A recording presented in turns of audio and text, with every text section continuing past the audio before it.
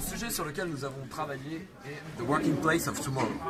Nous avons décidé de nous arrêter sur un concept où les gens pourraient travailler dans un environnement qui les changerait un petit peu du bureau et de l'ennui classique. Nous avons donc décidé de nous arrêter sur le fait de pouvoir travailler à l'extérieur dans un parc naturel où les gens pourraient travailler dans le calme tout en étant connectés et équipés comme en entreprise. Nous avons décidé d'appeler ce concept le bulbe. Le bulbe sera une sorte de sphère intégrée dans un parc déjà existant, dans lequel tous nos services seront promulgués et qui sera donc accessible quelle que soit la saison, et qui permettra aux gens de travailler dans un environnement simulant l'extérieur, tout en étant dans des conditions agréables de travail.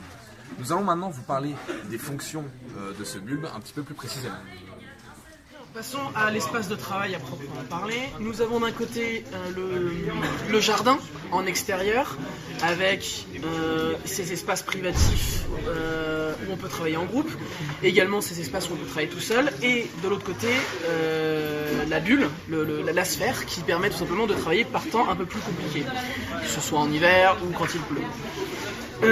À l'intérieur de ces deux espaces, nous avons bien entendu séparés en plusieurs espaces de travail, des espaces de travail personnels, par ici, comme ici par exemple, des espaces de travail en groupe qui permettront tout simplement d'être privés, d'avoir des espaces un peu privés et où les équipes pourront se retrouver et discuter.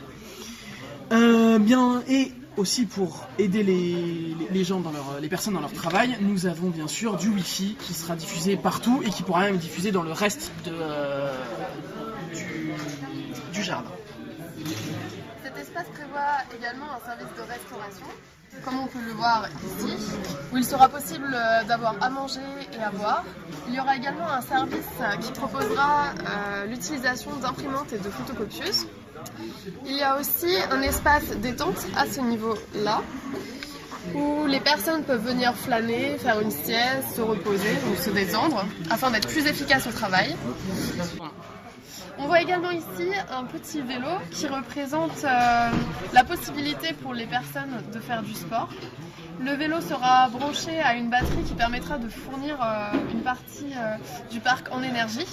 Et il y a également d'autres dispositifs d'énergie renouvelable, comme on peut le voir ici avec une éolienne, ici avec des panneaux solaires.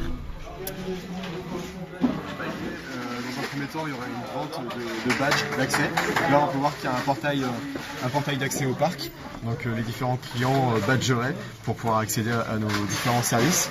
Donc ces badges, on peut imaginer des partenariats avec les entreprises du secteur. Ensuite, dans notre business model, on a une proposition de service, notamment avec le restaurant, qui permet de proposer différentes boissons au sandwich pour pouvoir profiter au mieux du lieu.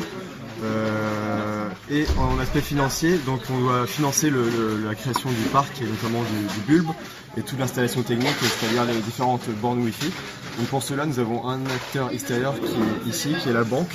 À savoir que nous avons une relation assez rigide au début avec elle, car il faut créer une situation de confiance.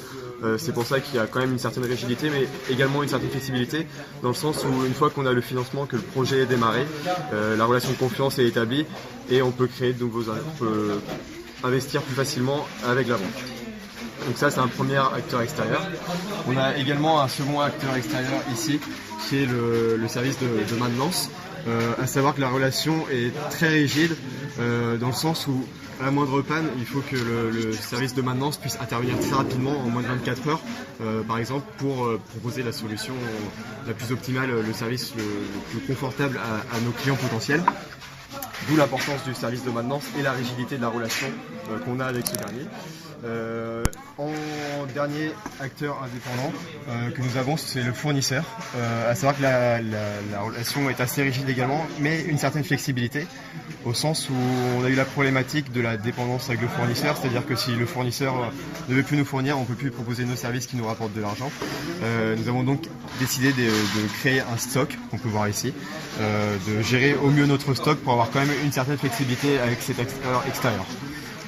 Un autre des acteurs importants concernant notre projet va être la municipalité de la ville, avec qui nous allons traiter directement pour avoir l'accès à l'espace vert. Elle est représentée ici par cette figure géométrique. Nous allons traiter directement avec eux. Cependant, étant donné que le maire est un élu, il change régulièrement et il va pouvoir influencer, son successeur pourra influencer directement notre projet s'il n'est plus d'accord avec ce mode de fonctionnement.